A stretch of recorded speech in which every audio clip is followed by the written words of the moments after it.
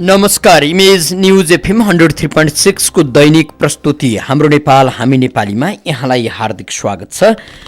यो प्रस्तुतिमा हामीले मुलुकमा भएका राजनीतिक घटनाक्रममाथि बढी केन्द्रित रहेर चर्चा परिचर्चा गर्ने गर्छौं र सँगसँगै सरकारले गरेका काम कारबाहीमाथि नागरिक खबरदारीलाई अगाडि बढाउने प्रयास गर्छौं। मुलुकमा राजनीतिक परिवर्तन भए सँगसँगै राजनीतिक दलहरूको आचरण र शैलीमा पनि परिवर्तन हुनुपर्थ्यो। दुर्भाग्य दलहरूका आचरण र शैलीहरू परिवर्तन भएका छैनन्। जस्तो गणतन्त्र पूर्वका राजनीतिक दलहरू थिए, जस्तो चरित्र उनीहरूले बोकेका थिए, त्यो चरित्रलाई अझ डरलाग्दो गरी अगाडि बढाइराखेका छन्। देशमा कानुन मिच्नु, देशमा अपराध गर्नु, देशमा पैसा कमाउनका लागि हरेक तरहका हरकतहरू गर्नु नेपाली राजनीतिका लागि शर्मिन्दाका विषयहरू पक्कै पनि होइनन्। यी घटनाक्रमलाई अगाडि बढाउन सकिएन भने आफ्नो दल बलियो हुन सक्दैन, आफ्नो नेतृत्व बलियो हुन सक्दैन, अथवा आफू नै पनि नेपाली राजनीतिमा जम्न सकिँदैन भन्ने सोचाइमा नेपाली राजनीति छ, नेपाली राजनीतिको नेतृत्व छ। यसकारण देशमा न त कानुनलाई निचोरेर लुट्न रोकियो, न त न्याय सम्पादनमा राजनीतिक हस्तक्षेप हुनबाट जोगियो। जहीँ राजनीतिको दबदबा छ, राजनीति छाडा बनिराखेको छ। छाडा राजनीतिका कारण देश र नागरिकले दुःख पाइराखेका छौँ। नागरिकका शास्ति प्रति राजनीति चुप छ। यही गरिब नागरिकहरूका बीचबाट राजनीतिले व्यापार गर्ने हो भन्ठानिराखेका छन् दलहरू। यसकारण देश विधिमा छैन, विधानमा छैन, देशमा कानुन पनि छैन। न्यायालयलाई नै हस्तक्षेप गर्ने दुस्साहसमा दलहरू देखिएका छन् र तपाईँ हामी दलहरूको यही दुस्साहसबाट पिल्सिएका छौँ। यसकारण दलहरूलाई विधि अनुसार काम गर्नका लागि हामीले दबाब दिनु परिराखेको छ। दलहरूलाई पनि कानुन लाग्छ, दलहरू पनि कानुनको कठघरामा उभिनुपर्छ। कानुनभन्दा माथि कोही पनि हुन सक्दैन। सर्वोच्च अदालतले गरेका निर्णयहरू अथवा जुनसुकै अदालतले गरेका निर्णय पनि बिना हिचकिचाहट कानुनी ढङ्गबाट कार्यान्वयनमा आउन सक्नुपर्छ। अनि मात्रै नागरिकले मुलुकमा न्याय छ, मुलुकमा न्यायालय छ, म कानुनी राज्यमा छु भन्ने अनुभूति गर्न सक्छ। सर्वोच्च न्यायालयको अन्तिम निकाय हो। त्यही निकायले गरेका अन्तिम फैसलाहरू सिधै राजनीतिक दलहरूले उल्टाइदिने गरेका छन् र राजनीतिक दलहरूले त्यस्ता निर्णयलाई उल्टाइरहँदा सर्वोच्च अदालत पनि निरीह भनेर हेरिराखेको छ। जुन देशमा अदालत निरीह हुन्छ, जुन देशमा कानुन कमजोर हुन्छ, त्यो देशमा भाँडभैलो बाहेक केही पनि हुँदैन। त्यो देशमा अपराध यति धेरै डरलाग्दो गरी मौलाउँछ कि त्यसलाई नियन्त्रण गर्न शक्ति कहीँ कतै हुँदैन। मुलुकलाई व्यवस्थित गर्नका लागि कानुन एउटा शक्तिको रूपमा रहन्छ, न्यायालय एउटा शक्तिको रूपमा रहन्छ। त्यही शक्तिलाई कमजोर पारिसकेपछि अब मुलुकमा कानुनको शासन पनि रहँदैन र कानुनी व्यवस्था पनि रहँदैन। भलै त्यस्ता निकायहरू हामीसँग रहलान्। राजनीतिक मुद्दाहरूलाई अथवा राजनीतिक व्यक्तिहरूलाई सिधै राजनीतिक दलहरूले आफै न्याय इन्साफ दिने हो भने पीडितहरू किन अदालत जाने र किन सुध्रने राजनीतिक नेतृत्वमा बस्नेहरू? उनीहरूले जति अपराध गरे पनि भयो, कानुनभन्दा माथि उनीहरू छन्। यसकारण उनीहरूले जस्तो गर्न पनि सक्छन्। तपाईँ हामी गरिब नागरिकले यस्तै सोच्ने बेला आएको छ। 18 वर्षदेखि न्यायको खोजीमा रहेकी सावित्री श्रेष्ठलाई फेरि अर्को एकपटक न्यायालयले न्याय दिएको छ। सावित्री श्रेष्ठका आँखामा आँसु अब बिस्तारै सुक्दैछन् र ओठमा हाँसो पोतिन थालेको छ। सँगसँगै फेरि पनि उनको मन मस्तिष्क जोडले चल्न थालेको छ। कारण यो देशमा राजनीतिको दबदबा उस्तै छ, राजनीतिको छाडापन उस्तै छ। 66 सालमा पनि उनलाई सर्वोच्चले न्याय दिएको थियो, तर त्यही न्यायलाई उल्टाइदिए राजनीतिक दलहरूले, प्रधानमन्त्रीले उल्टाइदिए। सर्वोच्चको न्यायलाई हामी मान्दैनौँ भन्दै मुलुकका शक्तिशाली नेताहरू तत्कालीन प्रधानमन्त्रीकोमा पुगे। त्यति बेला माधव कुमार नेपाल यो मुलुकका प्रधानमन्त्री थिए। माधव कुमार नेपालका प्रधानमन्त्रीत्व कालमा सर्वोच्चले उनलाई न्याय दियो र उनीसँगै उनका साथीहरू पनि हौसिएर, उनको परिवार हौसिएर अब सर्वोच्चले न्याय दियो, कार्यान्वयन गरी पाऊँ भन्न प्रधानमन्त्रीको ढोका ढकढक हुन पुगिन्। दुर्भाग्य प्रधानमन्त्रीले हिजो मात्रै पुष्पकमल दाहाल, बाबुराम भट्टराई र बालकृष्ण ढुङ्गेलहरू महकमा आए। मैले उहाँहरूलाई भनिदिएँ, सर्वोच्चको आदेश, सर्वोच्चको फैसला कार्यान्वयन हुने छैन, यो उल्टाइनेछ, तपाईँहरू ढुक्क हुनुहोस्, यो माफी दिइनेछ भनिसकेँ। तपाईँ ढिला हुनुभयो, यस कारण तपाईँलाई मैले वचन दिन सकिनँ। अब सडकबाट आन्दोलन गर्नुहोस्। कस्तो गजबको देश होला। एकछिन तपाईँ राजनीतिक दलबाट विमुख भएर विचार गर्नुहोस्। सबै मुद्दालाई राजनीतिकरण गरियो भने यो देशमा तपाईँ हामी सबै राजनीतिज्ञ हुनुपर्नेछ, नागरिक कोही पनि हुने छैनन्। बालकृष्ण ढुङ्गेलले उज्जन कुमार श्रेष्ठलाई मार्नुपर्ने कारण केही पनि रहेनछ। उनी न त त्यहाँ माओवादीका विरोधी थिए, न त उनी सामन्त शोषक थिए, नेवार परिवार, उनीहरू व्यापार गरेर बनिबुत्तु गर्थे। सामान्यतया व्यापारी मान्छेहरूलाई धेरैको चासो हुँदैन पनि, अझ नेवारहरूको व्यापार गर्ने शैली तपाईँ हामीले बडो गजब ढङ्गबाट बुझेका छौँ। उनीहरू व्यापारमा मात्रै लिप्त हुन्छन् जो व्यापारी छन् र मुलुकका सबै कुना कन्दारामा नेपाली पहिलो नागरिक कोही गएर व्यापार गरेको छ भने नेवार परिवार मात्रै गएर गरेको छ। उज्जन कुमार श्रेष्ठको परिवारले पनि हिउँ पर्ने हिमालहरूमा गएर हप्तामा एक दिन पसल खोल्ने गरी पसल खोलेका रहेछन्, व्यापार गरेका रहेछन्। हरेक दिन पसल खोल्न भ्याइदिन, हप्तामा एक दिन खोलिदिने र त्यो क्षेत्रका त्यो भेगका मान्छेहरू आएर आफ्नो किनमेल गर्ने, त्यो ढङ्गको परिवार।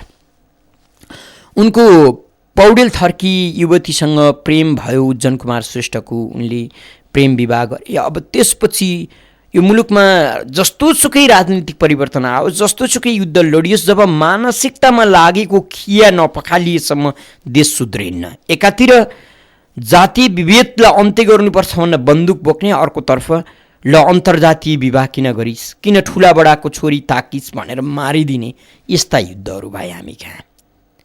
र पौडेल थरका परिवारका मान्छेहरूलाई टाउको दुखाइ भयो।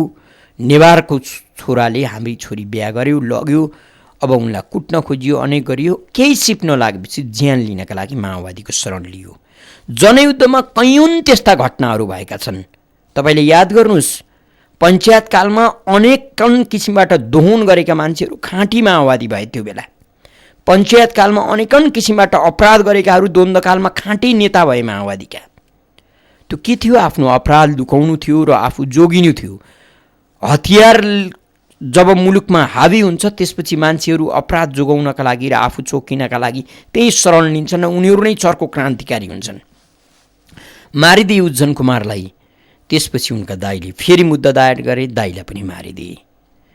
र मार्नु पनि कुन हदसम्मबाट मारियो होला मान्छेलाई यसो कल्पना गरौँ तपाईँ हामी। त्यो युद्ध थिएन भन्ने यो जिकिर हो। हेर्नुहोस्, त्यसलाई युद्ध मान्यौँ भने राजनीतिक संस्कार त्यही समाप्त हुन्छ। 13 वर्षको छोरीका आँखा अगाडि कुनै एउटा युद्धरत राजनीतिक चेतनशील प्राणीले बाउलाई मारिदिन्छ भन्नु चाहिँ त्यो गलत हो। एकछिन राजनीतिक रूपमा ती 13 वर्षीय छोरीका पिता अपराधी हुन सक्छन्, तर सचेत राजनीतिमा सचेतना मात्रै हुन्छ भने ती 13 वर्षीय छोरीका अगाडि हत्या गरिनु हुँदैन। कस्तो दुर्भाग्य कि उनैलाई तिम्रो बाउ कहाँ छ देखाउन हिँड नानी भनेर देखाउन लगेर उनकै अगाडि पाता कसेर गोली ठोकेर मारिन्छ र छोरीले सहन नसकेर मैले मेरा कारण बाउलाई हत्या गरियो भनेर उनले पनि आत्महत्या गरिन्।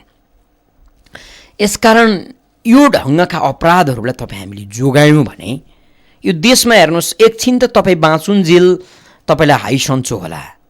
तपाईँको पुस्ता पनि यही मुलुकमा बस्नुपर्छ। मुलुक जोगाउनका लागि एकपटक जोखिम मोल्नुपर्छ, एकपटक तपाईँ हामीले प्रयत्न गर्नैपर्छ। गणतन्त्र आउँदैमा सबै कुरा भयो भन्नु मूर्खता हो।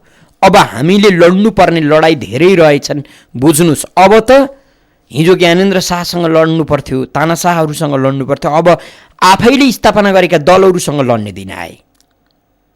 सर्वोच्च अदालत कि चाहिँदैन भन्नु सक्नुपर्छ राजनीतिक दलहरूले। होइन। मुलुकमा न्यायालयहरू स्थापना गर्ने हो भने न्यायालयले दिएको फैसला कार्यान्वयन गर्नै पर्छ। कि त न्यायालयप्रति आशंका गर्नुभयो र फेरि त्यसका प्रक्रिया होलान्, प्रक्रिया छन्, त्यो लडाइँ लड्नु पर्यो। होइन मेरो पार्टीको मान्छे हो, म प्रधानमन्त्री छु, मेरो सत्ता टिकाउनु छ, फेरि सत्ता जान्छ, कारबाही गर्नु हुँदैन, यो गलत हो। अहिले नै पनि केपी शर्मा ओलीकोमा अब फेरि पनि यो फैसला कार्यान्वयन नहोला भनेर केही मानवाधिकारवादीहरू गइसकेपछि प्रधानमन्त्रीले अब हिजो मात्रै माओवादीका नेताहरूले फैसला कार्यान्वयन हुन दिन्नौ भनिराखेका छन्, गाह्रो छ भन्ने सङ्केत गरिसक्नुभयो। यसकारण हेर्नुहोस्, यो एकजनाको मुद्दा होइन, माओवादीतिर पनि यही ढङ्गका पीडितहरू छन्। राज्यले पीडा दिएर यसरी अनाहकमा सोझा मान्छेलाई मारेको छ भने छोड्नु हुँदैन राज्यलाई पनि, र त्यो बेला त्यसरी हत्या गर्नेहरूलाई पनि छोड्नु हुँदैन। प्रहरी होस्, नेपाली सेना होस्, जुन ठाउँमा पनि एकजना अपराधीहरूलाई हामीले जोगायौँ भने सिङ्गो सङ्गठन अपराधीको घेरामा जान्छ, सिङ्गो देश अपराधीको घेरामा जान्छ। न्याय हारिसकेपछि त्यहाँनिर अन्याय मात्रै चुलिन्छ। यसकारण हामीले कसैलाई कतै पनि अपराधीहरूलाई जोगाउनु हुँदैन, सभ्य देशको परिकल्पना गर्ने हो भने। होइन राजनीति मेरो मात्रै राजनीति राम्रो हो, म जहाँ मतदान गर्छु त्यो नै मात्रै ठिक हो भने एकदमै गलत हुन्छ।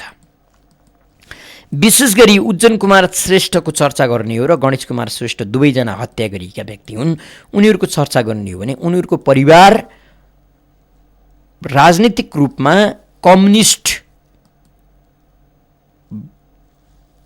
प्रेरित भएर राजनीति नै गरेका। उज्जवलका ठुला दाजु त पञ्चायत कालमा राजनीति गरेर आँखामा चोट लागेका, घाइते भएका, अनेकन किसिमका र पञ्चायतले जागिर खोसिदिएका, ठुलो सङ्घर्ष गरेका कम्युनिस्ट राजनीतिमा। तर दुर्भाग्य उनको भाइले एउटा पौडेलको छोरीसँग प्रेम विवाह गर्नु नै उनको परिवार छिन्न भिन्न भयो। 7-8 जनाको दाजुभाइ भएको परिवार व्यापारमा लिप्त, कसैसित केही मतलब नभएको व्यापार गर्नका लागि मरियत्ते गाउँमा सबैको सम्मान कमाएका, इज्जत कमाएका, सबैलाई सहयोग गरेका त्यो परिवारमा एउटै काण्ड कि एउटै कुरा, किन उसले ठुलो जातकी छोरी बिहा गरिदियो, उसले माफी माग्नुपर्छ र त्यो केटीलाई छोडिदिनुपर्छ भन्ने जिकिर थियो। पछि 1 वर्षसम्म पनि ती पौडेल थर्की महिलाले त्यही घरमा बसेर 1 वर्षपछि अब म हिँड्छु, मलाई गाह्रो भयो, मेरो सिङ्गो जीवन छ भनेर हिँडेकी छन्। र उनले पनि मुद्दा दायर गरेकी छिन् कि मेरा पतिलाई यसरी फल्नाले मारे भनेर। आजको युगमा आएर युद्ध लड्दै गरेको एउटा मान्छेले अन्तर्जातीय विवाह गर्ने, तैँले ठुला जातका छोरी ताक्ने भनेर बन्दुक ताकेर मारिदियो भने उसले कस्ता जघन्य अपराध गर्यो होला तपाईँ कल्पना गर्नुहोस् त। अब त्यही मान्छेलाई जोगाउनका लागि हामी लाग्छौँ र गणतन्त्र लाग्नुपर्छ, माओवादी लाग्नुपर्छ भन्ने हो भने त राजनीति त समाप्त भयो त। राजनीतिसँग तपाईँ हामीले विश्वास गर्ने आधार नै रहेन। यस कारण पनि मुलुकमा राजनीतिको जुन ढङ्गको अचाक्लीपन तपाईँ हामीले सहेका छौँ, अब नसौँ। मुलुकलाई विधिअनुसार चलाउनका लागि जागरुक हुनुपर्छ तपाईँ हामी भन्ने हेतु यो कार्यक्रमलाई अगाडि बढाइराखेका छौँ। 400-6523 र 400-6524 तपाईँले फोन गर्न सक्नुहुन्छ। घटना जुनसुकै बेला तपाईँको थाप्लोमा आउँछ, यो मुलुक यस्तो हो। यसकारण तपाईँ हामीले विधिमा देश चलाउँ, एक दिन त चल्ला विधिमा देश भन्ने परिकल्पना गरौँ। सामान्य सरकारी काम गर्नु पर्यो, तपाईँले बिचौलिया खोज्नुपर्छ। कस्तो देश होला? तिर्नुपर्छ सरकारलाई, राजस्व तिर्ने अथवा सरकारी दस्तुर तिर्ने हो तपाईँले 1000, बिचौलियालाई 3000 खुवाउनुपर्छ।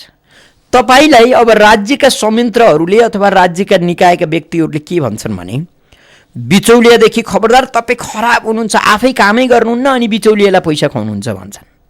दुर्भाग्य तपाईँ जानुहुन्छ फाइल बोकेर, त्यहाँ गएर तपाईँको काम गरिदिनेवाला छैनन्। ती भगवान् हुन् ती सरकारी कर्मचारीहरू, उनीहरूसँग हामीले बोल्नु हुँदैन। अब हात अनि त्यसपछि पछार्नुपर्छ तपाईँले बिचौलियाको, उनीहरूसँग अनि रोइ कराई गर्नुपर्छ। हरेक ठाउँमा मुलुकमा आर्थिक उदारीकरणको कुरा गरिएको छ। तपाईँ यो आम नागरिकलाई धनी बनाउने आर्थिक उदारीकरण होइन। तपाईँ बुझ्नुहोस्, यदि त्यो हुन्थ्यो भने 46 पछि आजसम्म सिङ्गो मुलुकका नागरिक सबै धनी हुन्थे। उदारीकरणको अर्थ मुठीभरका केही मान्छे धनी हुनु होइन। तपाईँ हामी सबै नागरिक अहिले हामीले खाँदै आएको 10,000 तलब बढेर न्यूनतम 50,000 हुनुपर्छ, 1 लाख हुनुपर्छ, अनि मात्रै धनी मानिन्छ, देश धनी मानिन्छ। मुठीभरको मान्छे जसले राजनीतिक पहुँच राख्छ, जसले कानुन मिच्न सक्छ, ऊ मात्रै धनी हुन्छ। गजब त केही दिन अगाडि यो कार्यक्रममा हामीले उठाएका पनि थियौँ, फेरि स्मरण गरौँ। कम्पनी रजिस्ट्रारको कार्यालय नामको एउटा कार्यालय छ, त्यहाँ तपाईँले प्राली दर्ता गर्नुपर्छ, भ्याट तिर्नुपर्छ। त्यसका लागि कतिपय काम गर्नका लागि प्राली नै चाहियो। प्राली दर्ता गरिसकेपछि अब कानुन कस्तो गजबको छ भने देश विकास गर्नका लागि यस्ता काइती कानुनले कामै गर्दैन। नागरिकलाई राज्यले प्रोत्साहन दिने हो, तिमी व्यापारी बन, व्यापार गर, म सहयोग गर्छु, गर गर गर भन्ने हो नि त। गरिनस् भने घाँट लिएको छु तँलाई पक भनेर बस्ने। त्यो कम्पनी रजिस्ट्रारको कार्यालयमा प्राली नामको संस्था दर्ता गर्न पाउनुहुन्छ तपाईँले। त्यो दर्ता गरिसकेपछि तपाईँले व्यापार गर्नुहोस् नगर्नुहोस्, गर्न सक्नु भएन भने तपाईँ बन्द गर्न पनि नसक्ने रे। कस्तो कानुन होला? नागरिकलाई नाङ्गे झार पारेर घाँटी न्याकेर कर असुल्नु राज्यको दायित्व होइन। कसैले अब व्यापार गर्छु भन्छ भने उसलाई नियमन गर्नु पर्यो राज्यले। कहाँनिर तिमीलाई अप्ठ्यारो पर्यो, किन गर्न सकेनौ, सेवा सुविधा दिनु पर्यो, विज्ञहरू पनि दिनु पर्यो। तिमी सक्दैनौ भने अब तिम्रो यो उपाय होइन रहेछ, तिमी व्यापार नगर भन्नु पर्यो। अनि पो नागरिकको देश हुन्छ, नागरिकप्रति उत्तरदायी सरकार हुन्छ। यहाँ त तैँले गरे गर, नगरे मर, तैँले गरेपछि मैले निल्ने हो, खाने हो, तेरो रगत पसिना मैले लुट्ने हो भन्ने शैली छ। यस्तो पनि हुन्छ। अहिले कर कार्यालयमाहरूमा जानुहोस् त, त्यहाँ मनुवा बसिराखेका छैनन्, त्यहाँ लुट्न पल्किएका राक्षस बस्या जस्तो अनुहार देखिन्छ। त्यस्तो पनि हुन्छ देश। गणतन्त्र केका लागि ल्याएको? यस कारण यी कुरा तपाईँहरूलाई फत्तुर पनि लाग्न सक्लान्। एक्लै बसेर सोच्नुहोस्, साँच्चीकै देश सभ्य भयो, मान्छे भव्य भए, विधिमा चल्यो देश भने कति सन्चो हुन्छ होला। देश कहाँबाट कहाँ जान्छ होला? अहिले राजेन्द्र महतोले हल्लाइदिएका छन् देश। मुलुकको एकजना प्रधानमन्त्रीले राजेन्द्र महतोलाई फोन गरेर लौ न महतोज्यू नेपालमा आइदिनुहोस्, सिद्धियो नेपाल, यो देश नखाइदिनुहोस् न तपाईँले दिल्लीमा बसेर। ठिक्क यस्तो देशमा बस्नु परिराखेको छ। यो पनि हुन्छ। प्रधानमन्त्रीले को राजेन्द्र महतो भनेर प्रश्न गर्ने नागरिकले गरिराखेका छन्। देशलाई नाकाबन्दी गरिदिने, उटपट्याङ गर्ने, नागरिकलाई जिउँदै जलाउने, ठुल्ठुला कुरा गर्ने अधिकारका नाममा त्यही मान्छे दिल्लीमा बसेर यो मुलुकको सार्वभौम सत्तामाथि उसले सु गरिदिइराखेको छ। यहाँका सम्पूर्ण गुहिए कुरा दिल्लीमा बयान गरिराखेको छ। दिल्लीले सिधै राष्ट्रमाथि घात गरिराखेको छ, हमला गरिराखेको छ। त्यही मान्छेलाई हार गुहार गर्दैछन् मुलुकका प्रधानमन्त्री। मुलुक कस्तो स्थितिमा रहेछ भन्ने त यो दृष्टान्त हो। यो स्थितिमा एकजना टोरी लाउरीले देश हल्लाइदिन्छ। हिजोको ठेकेदार, उसका विगतहरू यति तिता छन् कि कल्पना गरिसाध्यै छैन। त्यस्ता मान्छेले देश हल्लाइदिइराखेको छ। यो किन हल्लाइदिएको छ भने बालकृष्ण ढुङ्गेल जस्तालाई पार्टीले पक्ष पोषण गरेर ऊ अपराधी होइन, हामी माओवादीले उसलाई अपराधी देख्नै हुन्न, सावित्री श्रेष्ठ भन्ने अपराधी हो भनिराखेका छौँ हामी कार्यकर्ता भइखाएकाहरू। यसकारण नै बिग्रिया हो। जसले गल्ती गर्छ कानुनले पाता ठोक्न खोज्छ भने त्यसमा ताली पिट्नुपर्छ नागरिकले। अपराधीलाई जोगाएर देश जोगिन्न। एउटा अपराधी मर्छ भने देश जोगिन्छ भने तपाईँ हामी एकजना अपराधीलाई सिद्धाइदिए हुन्छ। देश जोगाउनका लागि अपराधी पाल्ने होइन। कस्तो छ देश? अघिका कुरा सुन्नुभयो होला सावित्री श्रेष्ठका। सिधै जेलबाट फोन गर्छ र भन्छ म जेलको मान्छे हुँ, म जेलमा थुनिएको हुँ, भर्खरै कपनमा मान्छे मारेर आएको हुँ, म तँलाई पनि मार्न सक्छु, मुद्दा फिर्ता लिन्छस् कि लिँदैनस्? जेलबाट फोन गर्छ। त्यो पनि जेलको फोन प्रयोग गर्छ। यसकारण मुलुक तपाईँ हामीले मनन नगरेका मात्रै होइनौँ, नगरेका मात्र हौँ। यो मुलुक अपराधीको पन्जामा फसिसकेको छ। अब चरम हुने दिनहरू आउँदैछन्। अहिलेसम्म चरम नभएर मात्रै हामीलाई सही भइराखेको छ। मान्छेलाई के लागिसक्यो भने तपाईँ हामीलाई नै यो दुनियाँ टन्टा लिइरहनुभन्दा 8,000मा ग्यास किनौँ, सकिगयो, 2 महिना चल्छ। दुनियाँ थरी अनेकन गर्नुभन्दा 250मा पेट्रोल हालौँ, सकिगयो, काम गर्नु छ, बाँच्नु छ। भोलि सोचिराखेका छैनौँ, आज सोच्नु परेको छ। यो बाध्यता हो। र कुनै कर कार्यालयमा गएर राजस्व तिर्नु छ 15,000, घुस खुवाउनु छ 20,000, सकिगयो, तिरौँ नि त, तिरिराखेका छौँ। त्यसको बदला व्यापारी रहेछ भने उपभोक्तालाई मास्नु छ। राज्यले त सिकाएको छ। तपाईँको सरकारी कार्यालयमा तपाईँले घुस खुवाउनुहुन्छ, व्यापारीले घुस खुवाउनुहुन्छ भने त्यो घुस उसले असुल उपल गर्छ, असुल नगरी छोड्दैन। असुल उपर गर्नका लागि उसले तपाईँ हामी नागरिकको ढाड सेक्ने हो र ऊ धनी हुने हो। जबसम्म राजनीतिक दलहरूले चन्दा उठाउँदैनन्, जबसम्म राजनीतिक दलहरूले अदालतमाथि हस्तक्षेप गर्दैनन्, जबसम्म राजनीतिक दलहरू आचरणमा बस्दैनन्, तबसम्म यो देश बन्दैन। जबसम्म उनीहरू ठेकदारी गर्दैनन्, उनीहरू ठेकदार भइराखेका छन् देशका। यसको अन्त्यका लागि पनि तपाईँ हामीले एकपटक सचेत भएर सोच्ने बेला भएको छ। कुनै दल विशेषको नागरिक अहिले हुने बेला होइन, अहिले देशको नागरिक हुने बेला हो। देशको नागरिक भएर देशलाई ठिक बाटोमा लग्यौँ, राम्रो बनायौँ भने हेर्नुहोस्, विकसित देशहरूमा कुनै अर्थमा राजनीतिकको हुँदैन। सीमित कार्यकर्ताहरू हो हल्ला गर्छन्, नागरिकलाई व्यस्त हुन्। उनीहरूसँग न पानीको तनाव छ, न बिजुलीको तनाव छ, न औषधिको तनाव छ, न शिक्षाको तनाव छ, न सुरक्षाको तनाव छ। काम गरिराखेका छन्। जसले नराम्रो काम गर्छ ऊ नेतालाई चुनावमा हराइदिन्छन्। हामी कहाँ त्यो छैन। बिजुली आउँदैन, एकजना नेता लौ न हजुर बिजुली आएन, नयाँ मिटर जोड्नु थियो, प्राधिकरणले मानेन, भनिदिनुहोस्, नेतालाई भन्नु पर्यो। धारो जोड्नु थियो, खानेपानीको मान्छेले टेरेन, लौ न हजुर, नेतालाई भन्नु पर्यो। छोरो बेरोजगार छ, लौ न हजुर, कहीँ कतै अल्झाइदिनु पर्यो, नेतालाई भन्नु पर्यो। छोरो कतार जान खोज्यो, भिसा लागेन, के भयो, कहाँ होला, नेतालाई भन्नु पर्यो। कस्तो संयन्त्र बनाए नेताहरूले कि खानेपानीदेखि लिएर रोजगारीसम्म त्यही छ। अस्पतालमा छोरो भर्ना गरेको राम्रो डाक्टरलाई सिफारिस गरिदिनुहोस् न, नेतालाई भन्नु पर्यो। पैसा तिर्नै सकिन, अस्पतालले मिना गर्न मानेन, कति पनि छुट नदिने रे, तपाईँले भन्दैपछि हुन्छ होला हजुर, लौ न, घर बेचेर पनि पैसा पुगेन, नेतालाई भन्नु पर्यो। छोरो पढाउँदै थिएँ, पढाउँदै नाङ्गे झार भएँ म, छोरोलाई त पढाउनु पर्यो, फी तिर्न सकिनँ, स्कुलले निकालिदियो हजुर, ल भनिदिनुहोस्, नेतालाई भन्नु पर्यो। यस्तो भनेको चाहिँ सिङ्गो देश नेता नामको प्राणी अपराधी हो, त्यसको मुठीमा छ।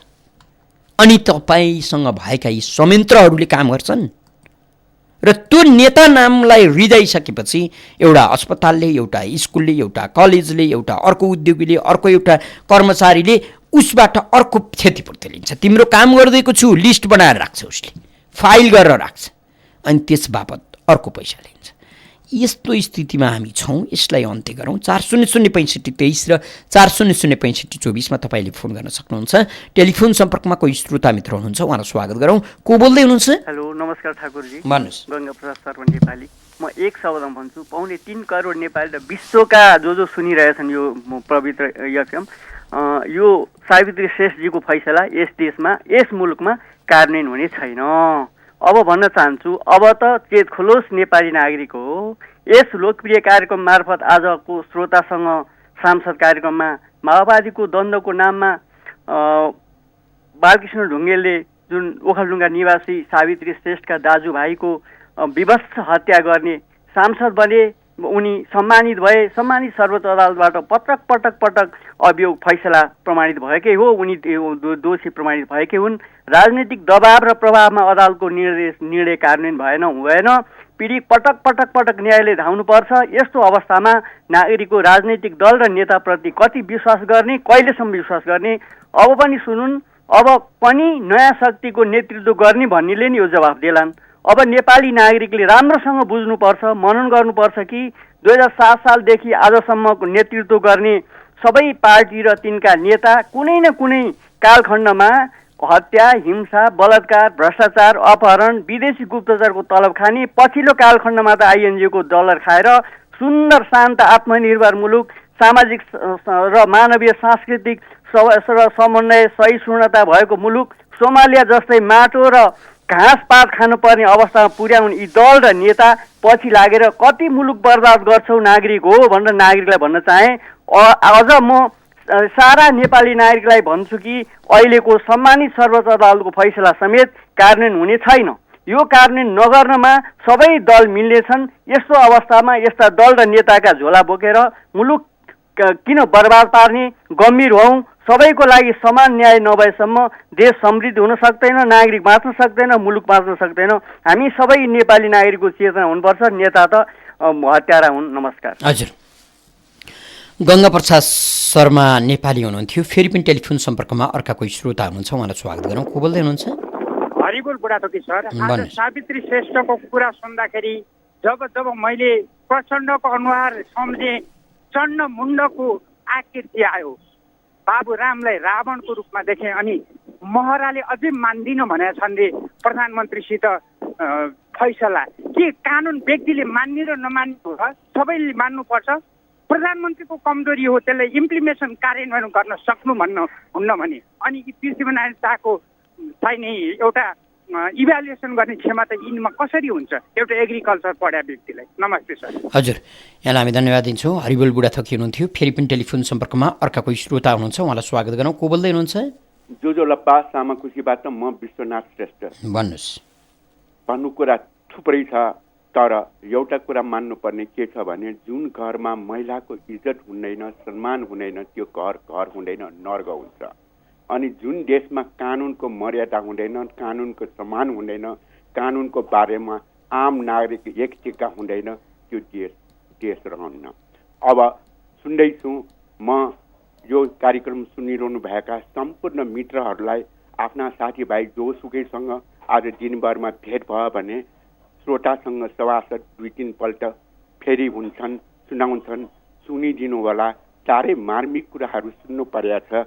अनि विषयवस्तुमा सुन्दै जाँदा राणाकालको मुखको कानुन जस्तै माधव कुमार नेपालको मुखको कानुन पनि सुने।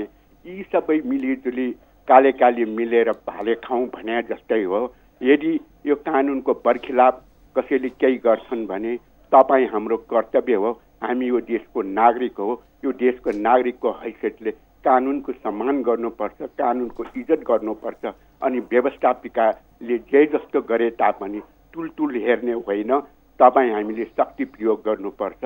होइन भने यो देशको स्थिति के होला? चिन्तित छौँ। देश हुनुपर्छ। देशका नागरिक भएर बाँच्न सक्नुपर्छ। यही कारणले गर्दाखेरि म सम्मान गर्छु सर्वोच्च अदालतलाई। सर्वोच्च अदालतले पनि आफूले फैसला गरेको कानुन कारबाही भएनन् भन्ने सर्वोच्च अदालतले के गर्नुपर्छ त्यो भनिरहनु पर्दैन। व्यवस्थापिकाका जिम्मेवार व्यक्तिहरूलाई पनि कानुनको कठहरामा उभ्याउनुपर्छ। हामी जनताले लामो कुरा नबोली साथ दिनुपर्छ। हस्, धन्यवाद। यहाँलाई हामी धन्यवाद दिन्छौँ। विश्वनाथ श्रेष्ठ हुनुहुन्थ्यो। माधव कुमार नेपाल प्रधानमन्त्री भइनदा सावित्री श्रेष्ठले न्याय पाइन्। उनलाई थाहा थियो र उनलाई साथ दिने मानवाधिकारवादीहरूलाई पनि थाहा थियो कि सर्वोच्चको फैसला यो मुलुकको राजनीतिले मान्ने छैन। हतार प्रधानमन्त्रीलाई भेट्न गए। उनीहरू हतारिनुभन्दा अगाडि पुष्पकमल दाहालहरू हतारिएका रहेछन्। पुष्पकमल दाहाललाई प्रधानमन्त्री महोदयले सर्वोच्चको र प्रधानमन्त्रीका अगाडि ढुक्क हुनुहोस् भनिदिइसकेका रहेछन्। दुर्भाग्य, माधव कुमार नेपालका पालामा त्यति आश्वासन पाएका प्रचण्ड महोदय प्रफुल्लित थिए र बाबुराम भट्टराई प्रधानमन्त्री भएका बेला ढुङ्गेललाई आम माफी दिए। फेरि पनि दाबीका साथ, जिकिरका साथ यो तपाईँले हामीले भन्नुपर्छ, यो द्वन्द्वसँग जोडिएको कुनै पनि हालतमा विषय होइन। माओवादीसँग राजनीतिक थोरै मात्रै सिद्धान्त हुन्छ र मानवीयता हुन्छ भने एउटा जात नेवारको छोराले बाहुनकी छोरी बिहे गरेका भरमा, बाहुनका छोराहरूले माओवादीमा गएर शरण लिएका भरमा अब सिङ्गो परिवारलाई तहस नहस पार्नु हुँदैन। सावित्री श्रेष्ठको अन्तर्वार्ता तपाईँले आज साँझ इमेज टेलिभिजनमा 8:30मा हेर्न सक्नुहुन्छ। सावित्रीका आँसु कसरी बहक झरेका छन्। तपाईँलाई बार यो वैयक्तिक कुरा गर्न मन लाग्यो। म कहिले पनि जातिमा भाँचिन सकिनँ। म बाहुन कहिले पनि भइन र कहिले पनि म नेवार पनि भइन। तर सावित्री श्रेष्ठ नेवार भइरहँदा उनका भाइले बाहुनको छोरी बिहा गरिरहँदा उनका भाइलाई ती त्यहाँका बाहुनहरूले अनेकन प्रताडना दिएर उनी बाँचिरहँदा फेरि पनि उनी मर्न नसकेपछि मार्ने उपाय एउटै छ। यो मुलुकमा द्वन्द्व चर्किएको छ, माओवादीले जनयुद्ध हाँकेको छ। जनयुद्धका नाममा उनीहरूसँग हामी गएर झुक्यौँ भने, रोयौँ भने, करायौँ भने उज्जन कुमारलाई मार्न सकिन्छ। एउटै गन्तव्य पौडेल परिवारले थाहा पाएपछि छोरीका आँखा अगाडि आफ्नो पतिलाई मारिदिन्छन्। हेर्नुहोस्, तपाईले साक्षी धेरै खोज्नै पर्दैन। तिनकै छोरी, पौडेलकी छोरी जो उज्जन कुमार श्रेष्ठकी पत्नी हुन्, उनी 1 वर्षसम्म पतिको सम्झनामा त्यही घरमा बसिन्। यदि उनीहरूका बीचमा कलह हुन्थ्यो, झगडा हुन्थ्यो, प्रेम थिएन, उनले दुःख दिएका थिए भने भिन्न कुरा थियो। र त्यसपछि उनले आफै किटानी जाहेरी दिएकी छिन्। अन्तमा उनी अहिले विवश भएर बाहिर हिँडेकी छिन् जिन्दगी खोज्नका लागि। एउटा महिलाको जिन्दगी खोसियो बाहुनका नाममा। एउटा नेवार परिवार तहस नहस भयो। मैले कार्यक्रम सुटिङ गरेर भ्याइसकेपछि मेरा साथीहरूले धनी रहेछन्, सामन्तै होलान्, यही तर्क छ हामीसँग। दुःख गरेर यो मुलुकमा तपाईँले पैसा कमाउन पाउनुहुन्न। स्वाभाविकले नेवार समुदाय यति बेला यो मुलुकमा हुन्थेन भने यो मुलुक समृद्ध हुँदैन थियो। एउटा इतिहासलाई तपाईँले मनन गर्नुपर्छ। अहिले मुलुकका 75वटै जिल्लाका विकट ठाउँमा तपाईँ जानुहोस्, त्यहाँ कपडा दुकान, खाद्यान्न दुकान, यस्तै अरू केही कसैले गरेको छ भने त्यो पहिलो नेवारले गरेको छ। कति वर्षदेखि? 200 वर्षदेखि। कति वर्षदेखि? 150 वर्षदेखि विरासत धानेर बसेको नेवार समुदाय, त्योको एउटा परिवारले व्यापार गर्छ। 3 ठाउँमा त उनीहरूको पसल थियो। अहिले गणेश कुमारकी श्रीमती आज पनि हुनुहुन्छ। उहाँहरू मिल पनि चलाउनुहुन्थ्यो। गाउँमा तपाईँहरू सहरमा बस्नेहरूलाई मिल भन्ने थाहा नहुन सक्छ। मकै, धान अथवा गहुँ कुट्न पिस्नका लागि जाँतो बिस्तारै विस्थापित हुँदै थियो र पानी घट्टा पनि बिस्तारै हुँदै थियो र पानीबाट चल्ने मिलहरू गाउँमा गएका थिए। त्यो पनि उहाँहरूले राख्नुभयो। पैसा कहाँबाट हुन्छ, सेवा कसलाई कसरी दिन सकिन्छ, त्यो प्रयत्न गर्ने परिवार। त्यसपछि तपाईँ त्यही मिलको चक्कामा परेर गणेश कुमारकी श्रीमतीको ढाड कचाकुचुक भएको छ। त्यही परिवारले पैसा कमायो, अब सामन्ती भयो। हाम्रो नजर यस्तो छ। देश लुट्दैछ एउटा नेताले, कानुन मुठीमा राखेर ऊ करोडपति भएको छ, कामै नगरी। गणेश कुमारको परिवारले त त्यो काम गर्न पुस्ता पुस्ता झेलेको छ। हिउँ झर्ने हिमालमा गएर पसल गरेको छ, खोलामा मिल हालेको छ र श्रीमतीको ढाड गुमाएको छ। एउटा नेता जो हिजो सडकमा चप्पल पड्काउँदै हिँड्थ्यो, कार्यकर्तालाई खोजी खोजी चिया खान्थ्यो, त्यही नेता 5 वर्षमा करोडपति अरबपति भएको छ। त्यसलाई हामी सामन्त नदेख्ने, गाउँमा सुदूर ओखलढुङ्गाको कानो काउँ एउटा कुना काप्चामा व्यापार गरेर बसेको मान्छेलाई 2 पैसा कमायो भन्दा सामन्त देख्ने। जनयुद्ध जातीयताको भेदभावको अन्त्यका लागि थियो कि होइन, तल्लो जातका मान्छेले उपल्लो जातका मान्छेसँग सम्बन्धै गाँच्न हुँदैन भन्नका लागि थियो। जवाब दिनु पर्दैन? अझ किन जोगाउने अपराधीलाई? फेरि पनि तपाईँ हामीले दोहोऱ्याउनु पर्छ। हेर्नुहोस्, एउटा अपराधी मर्दा सिंह देश बच्छ भने बचाउनु पर्छ देशलाई। र फेरि पनि तपाईँलाई म सम्झाउँछु मित्र, तपाईँ घटना अनुसार पनि नबकिनुहोस्। हरेक घटनामा देश बोल्नुहोस्, जात पनि नबोल्नुहोस्। हरेक घटनामा नेपाली बोल्नुहोस्। अहिले भर्खरै मैले एकजना साथी डिबी परेर अमेरिका जानुभएको छ, उहाँले एउटा आर्टिकल लेख्नु भएको रहेछ, पढिराख्दै थिएँ म तपाईँसँग कुरा गर्दै। उहाँले लेख्नु भएको छ, यहाँ 21 वर्ष अथवा 18 वर्ष कतै उमेर पुगिसकेपछि त्यो मान्छे कामका लागि खुला हुन्छ। ऊ जागिर, उसले बाध्यताले जागिर खानै पर्छ र उसलाई राज्यले जागिरको अवसर दिन्छ। र यहाँ गजब त के छ भने उहाँ लेख्नुहुन्छ, श्रीमान श्रीमती बाउ छोरा एकै ठाउँमा बसेर खाना खान पाए रेस्टुरेन्टमा भने सबैले आफ्नो बिल आफै तिर्ने हो। एउटा अनुशासन हो, एउटा कानुन हो। कानुन बनाऊ हामीले। यो तपाईँसँग हरेक दिन चिच्याउनुको एउटै कारण हो। मलाई पनि रहर छ बेलवासीहरू प्रधानमन्त्री हुन्, त्यसमा ठाकुर बेलवासी झ्याप्प गृहमन्त्री होस्। तर त्यो कहिले पनि उज्जन कुमार श्रेष्ठको परिवारसँग मेरो सम्बन्ध केही पनि छैन। तर सावित्री श्रेष्ठ रोइरहँदा मेरो आँखाबाट आँसु किन आउँछ? म कुनै जात होइन, यही आग्रह गरिराखेको छु। विषयसँग बहकिने भन्दा पनि हामी देश र नेपाल सम्झ्यौँ। आज राजेन्द्र महतोले घन्टी बजाइदिँदा तपाईँले अधिकारको कुरा गर्न सुहाउँदैन। के को हुन् राजेन्द्र महतो र सिंह देशलाई हल्लाइदिएका छन्। 35-30 वर्ष अगाडि नागरिकता लिएका एकजना व्यक्तिले यो मुलुकमा पटक पटक मन्त्री हुने अवसर पाएका छन् र यो मुलुकलाई पटक पटक भनेका छन्, म टुक्राइदिन्छु।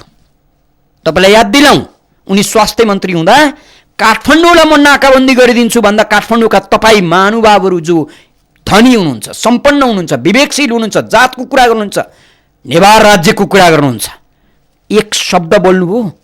एक शब्द बोल्नुभयो? राजेन्द्र महतो मन्त्री भएको मान्छेले किन काठमाडौँलाई नाकाबन्दी गरिदिन्छु भन्दैछ? सुशील कोइरालाका रिसले, केपी ओलीका रिसले काठमाडौँका नागरिकलाई नाकाबन्दी गर्न सुहाउँछ? तपाईँले प्रश्न गर्नुभयो? गर्नु भएन। यसकारण तपाईँ हाम्रो यही कमजोरीको चरम दुरुपयोग नेपाली राजनीतिले गरिराखेको छ, फाइदा उठाइराखेको छ। यसलाई रोक्नका लागि हामी एकपटक नेपाली बनौँ, जात छोडौँ, क्षेत्र पनि छोडौँ, मधेसमा द्रुत गतिका रेल गोडौँ। तपाईँ सिराहाबाट काठमाडौँमा जाहिर खान आउनुहोस्, बेलुका सिराहा घरमा गएर सुत्नुहोस्। अस्पताल, वीर अस्पताल काठमाडौँमा होइन, सप्तरीमा पनि जाओस्। संघीयताले हुनेवाला केही छैन मित्र। सानो देशमा विकास गर्न विवेक चाहिन्छ, जातले पनि विकास हुँदैन। म अर्घाखाँचीको मान्छे, बिहान रेल चढेर इमेज एफएममा आएर काम गरेर बेलुका घर जाँदा मेरा बाआमा कति खुसी हुँदा हुन्, मेरी बुढी भएकी मेरी आमा कति आनन्दित हुँदै हुन्।